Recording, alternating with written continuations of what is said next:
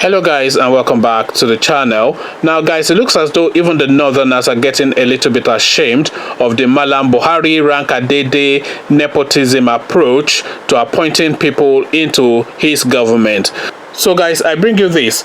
Arewa youths beg at Buhari to be fair to all groups in appointment of security chiefs others. So Arewa youths, that's the youth wing of the northerners, are begging at Buhari to be fair to all groups in appointment of security chiefs and others. So now let's get into the body of the story. Ahead of the May 29 inauguration, President Muhammad Buhari has been urged to ensure even distribution of security chiefs, ministries, and other appointments to all groups and regions of the country in his second term.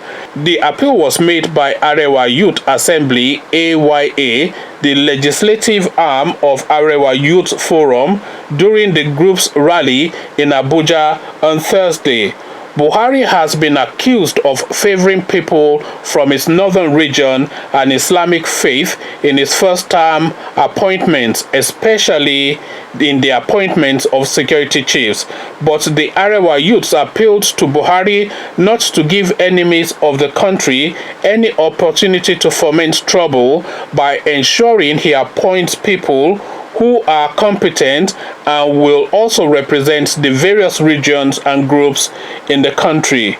Mohammed Salihu Danlami, who spoke for the group, told newsmen that what the nation requires is mature nationalistic leadership that will accommodate all Nigerians and provide an all-inclusive fair treatment for all the divergent groups in the country on the basis of equality and fairness to everybody.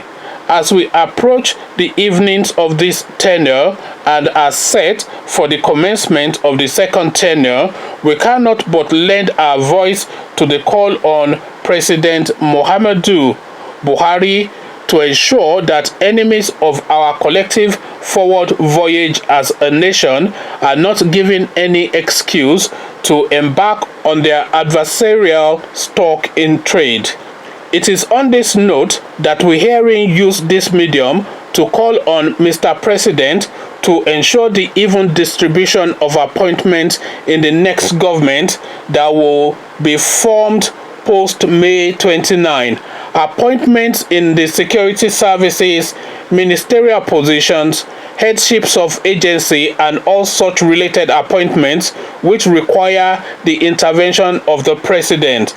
The youths also asked Buhari not to listen to those who would advise him to base his appointment based on the numbers of votes he got from each state and region. Danlami said, "We are not unaware of the fact that those who thrive at dissent and national division are already spinning their yarn of misdirection and calling on President Muhammadu Buhari to make appointments based on the votes he got from the respective states and regions. This position is totally antithetical to national integration, cohesion, and unity.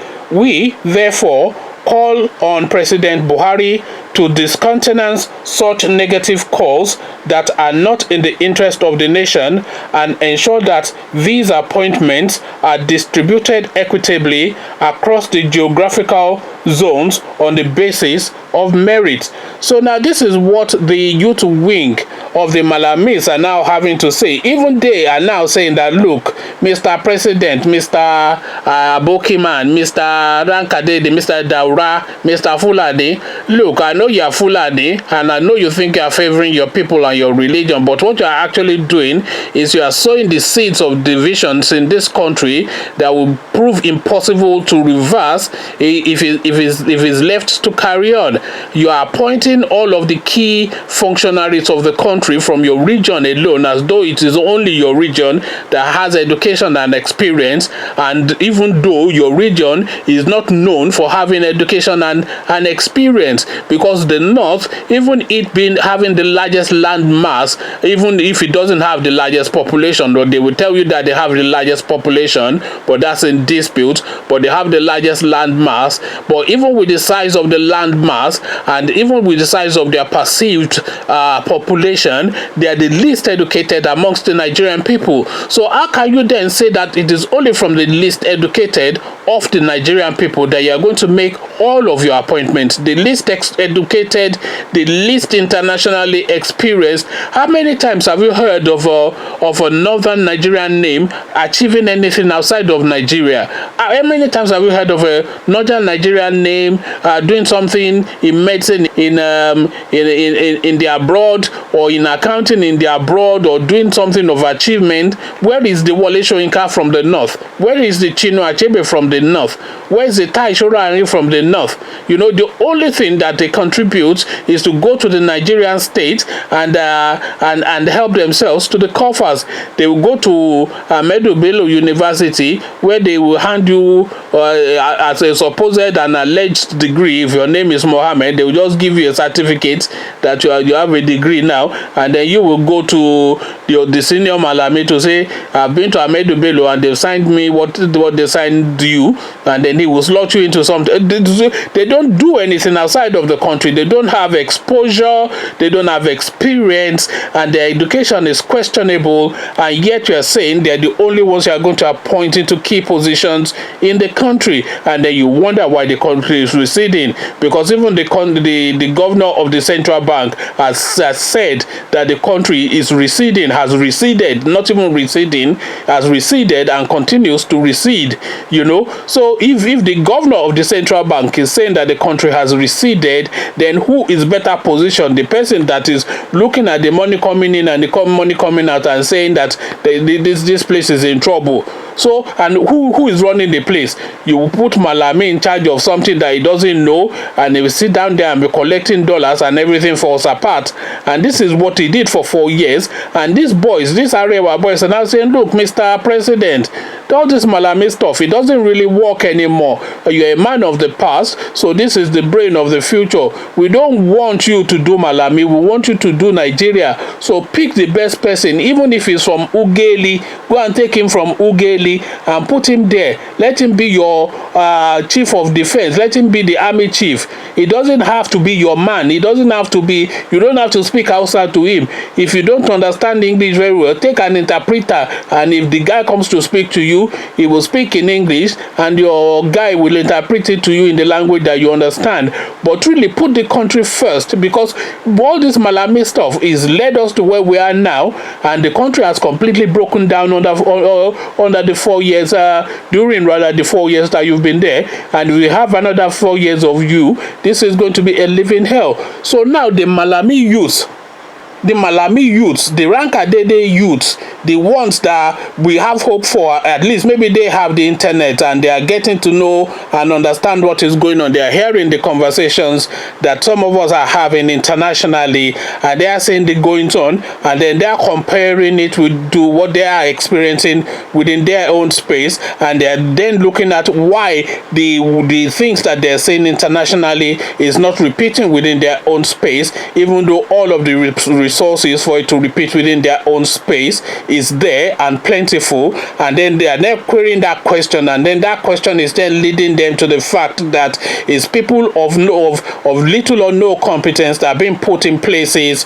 to carry out duties that are beyond their capacity and their intellect and their gumption. And then how is this happening? And then they see all these Malami people. You go and pick somebody, Ahmed Ali, you go and put him in custom. What does he know about custom? The only qualification he has is a military man and is a Fulani man, and that is all you need to know. You put the chief of defense staff there, the Boko Haram are running riot, Fulani headsmen are running crazy, you are pumping budgets into them, and nothing has happened. Have you changed him to put maybe an Igbo man that can actually do something, somebody that has a recent and current training that is relevant to the needs of the nation? Would you do that? No. You wouldn't do that. You will put Malami there and just let him sit there. So long as you are protected and so long as he speaks your language, that is all you care about. And then you wonder why the country is falling apart. So this is all of the goings on. And if you look at the few things that are working, you say maybe Fashola, you give him 15% out of 100. Maybe even Rotimi Amechi, one of the people that I loathe the most in Nigeria. That guy, I absolutely detest him, but he's doing a decent job with the railway, because he's now completed the Lagos to Ibadan. Even if we're saying it's Goodluck Jonathan's plan and everything, that guy supervised it and completed it. So that is an achievement right there. So all the ones that are performing are from the south. Amechi, Fashola, those are the only two that I know out of this whole regime that are doing anything of any note. So these boys are now saying that, look, the only real people that have done anything that we can even point at are from the south, and there's none of these northerners that you've put in place that have done anything at all apart from collect dollars and make empty noise, so why don't you then just take from the north and let's build this country? Because this Malami thing that you are doing is regressing the country, and the Central Bank of Nigeria, no less a figure, the governor of that institution, has said so, that the country is receding. So if the country is receding and you insist on continuing to appoint Malamis and Muslims only, then really you are not fit for purpose. So they are now begging him that, look, Mr. President, don't be too much of a racist. Racism is not the panacea to Nigeria's problem right now. You have to be broader in your thoughts and more elegant in your outlook. But does Malam Buhari have it within him to be broad in thought and elegant in outlook? That is really the question. A man in his 80s that has been a certain way for 80 years, you are now telling him to change to new ways. How is that possible? Conversations in the comment section. Let's see what we're making of this. But before you come join me in the comment section to have that conversation, click on the red subscribe button so it turns gray. Click on the bell button, that way you are notified every time I drop a new video. Then come join me in the comment section. Let me know what you are making of these young Malamis coming out to speak against the status quo. So I'll leave you here, meet you in the comment section, but here I say peace.